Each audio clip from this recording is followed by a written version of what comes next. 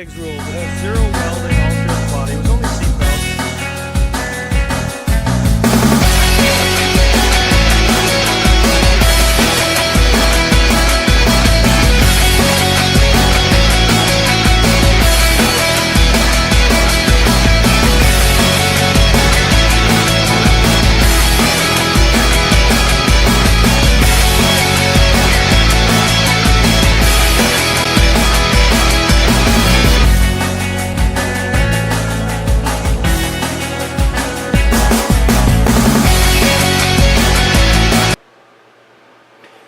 Well, this is a part of cars that guys really do not like, is wiring in your own fuel pump.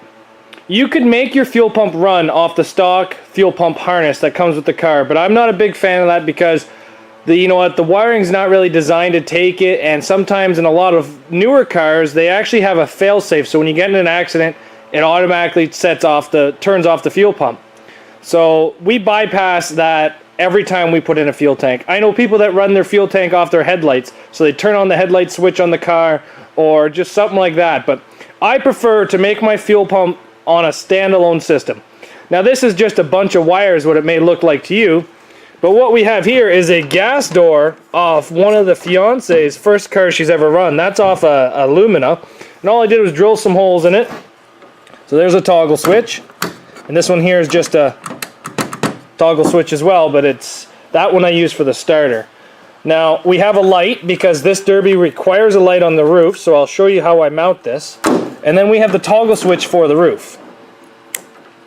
Now this is a little bit more complicated than what it needs to be, because realistically all you need is the toggle switch on the roof, but I really hate reaching above you in the demolition derby to turn off the fuel on your roof.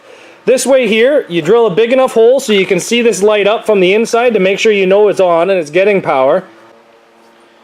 What we're going to do right now is we're going to mount this piece of the gas door just to the dash. Now it doesn't have to be very secure or anything. All we're basically going to do is just take some self-tappers and just screw it basically into the plastic of the dash, because it doesn't have to have any structural value. All you do is you flick the toggle switch on and you're done. Let's mount that, and then after that, we're going to drill some holes up here. We're going to drill like a 1/2 inch hole for the toggle switch, and we're going to drill like a 3/4 hole for the light, so that way we can see the light through the roof.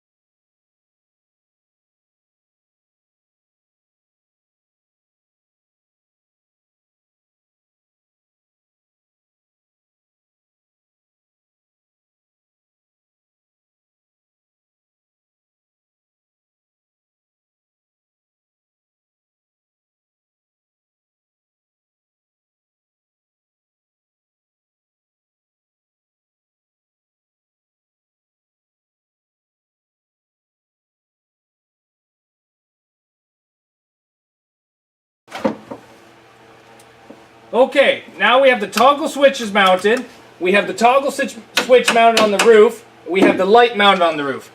These two are set up to go right to the positive on the battery, so what you do is just loop these out of the way of everything and take them directly to the battery to the positive side.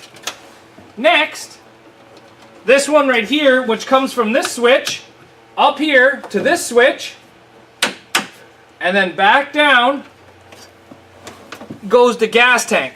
So you just hook this right up to the positive to the gas tank like this, and that's basically done. So now, if this switch is on the roof, you can turn it on down here and it will come on. But if you turn it off here, it automatically turns this switch off. So this way here, you're not reaching above your head in the demolition derby trying to flick the switch if something's gone wrong. So that's what I like to do, and if anything does go majorly wrong, I can quickly rip this connection apart and take this and put it right to the positive, and that way I know there's no fuses, no toggle switch, no nothing to get the power to the pump to make sure it's running. Now this pump is extremely loud, and I don't know if it's going to fail or if it's designed to be loud like that, but I like it. Because the loud pump, I can tell the pump is running inside the car over the sound of the motor because it squeals so loud. What we're going to do now is we're just going to plug in all these wires, and then we're going to give it a good old-fashioned test try. The last thing I forgot to tell you is this light here. You want to attach it to the wire that comes from the switch to the tank. So that way it only turns on when this switch is on and this switch is on. So that's the easiest way that I know how to wire in your fuel tank. So let's get all this done and then we'll give her the test run. What we're going to do now is we're going to attach this ground to the ground.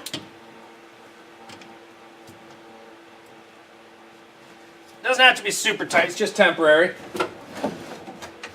What we're going to do is this switch is in the off position, this switch is in the on. Sorry, off and off. Sorry. Flick this one on, nothing. Flick this one on, I can hear pump and I can see light. Turn that one off and it turns off. On, off.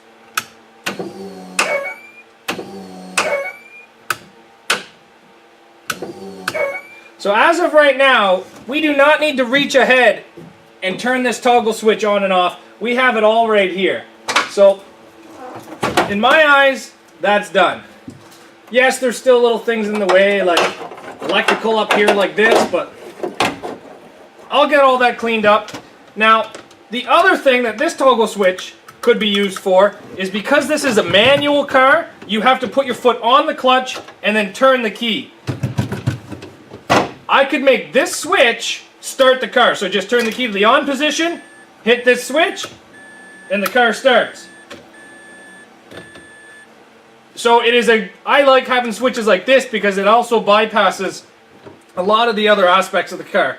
So I think the battery's dead. Let's try starting this car. So as you can see right there, the battery started the car. Fuel pump's still working. You can hear it humming away. Turn it off. Fuel pump turns off. Fuel pump turns off. That's what we want.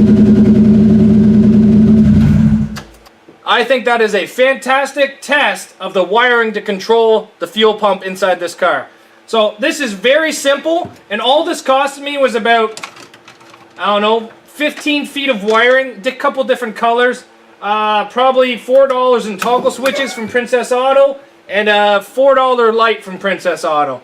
So this is one of the easiest ways to set up your fuel system.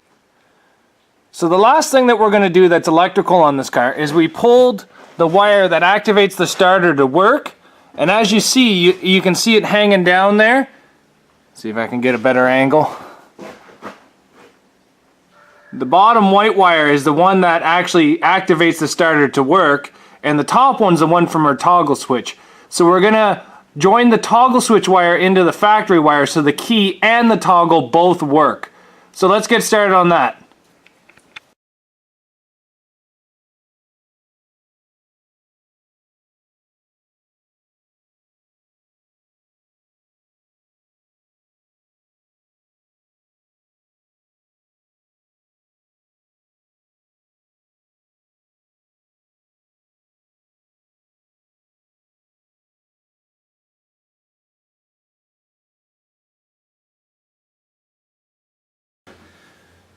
So now that we've hooked all those wires up to the starter, what we have is, should be able to just turn the key to the on position, make sure the car is in neutral, bypass everything, turn on fuel pump, start the car.